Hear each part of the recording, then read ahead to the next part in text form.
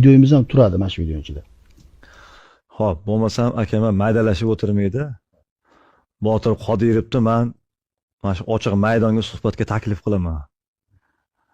Xalqning qoshida kelib, duxu yetsa, kesinda mana men bilan suhbat qilsin. Men madaniy suhbatga chaqiryapman. Hech kim uni urib o'tirmaydi.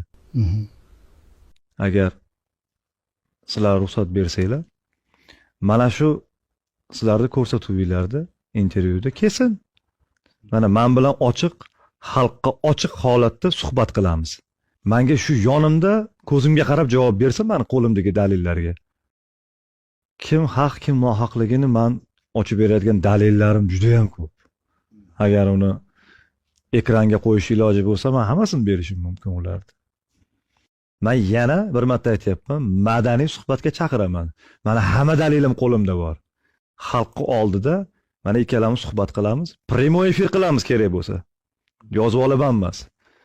Primoy efir qilamiz, kesmasdan shunday xalq oldida javob beramiz. Bu javobda menga bitta narsa ma'qul keldi. Menimcha tomoshabinlarimiz izohda yozib qoldirishadi.